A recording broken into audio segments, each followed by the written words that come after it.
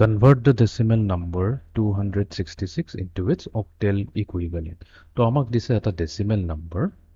Amak dise the decimal number 266. So decimal number mane your base 10 hoise. To ami number to bracket bitor likhim aru yate 10 likhi dim. To 10 e indicate koribo je etu eta decimal number hoy. Amak koise ei number to octal equivalent to loi likhibo dise. Tamani yar ইয়াক অক্টেললৈ লৈ যাব লাগিব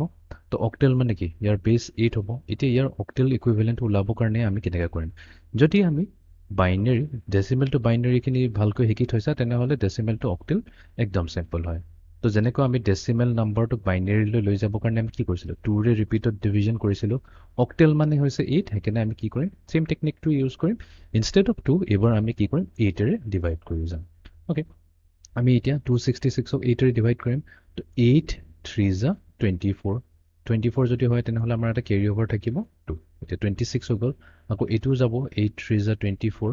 তো 26 পৰা 24 minus হলে আমাৰ কিমান থাকিব ৰিমাইন্ডাৰ থাকিব আমাৰ 2 ঠিক আছে এটো হৈ গল আমাৰ ৰিমাইন্ডাৰ নেক্সট এবাৰ আমি কি কৰিম 33 ক ডিভাইড কৰিম 8 ৰে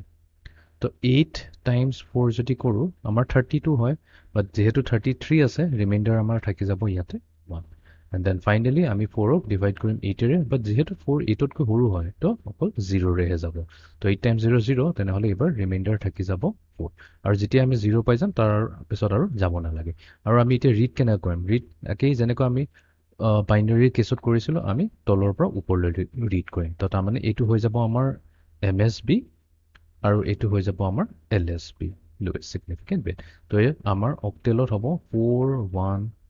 তাৰমানে 266 ক যদি আমি অক্টেললৈ লৈ যাওঁ তাৰ ইকুইভ্যালেন্ট হ'ব 412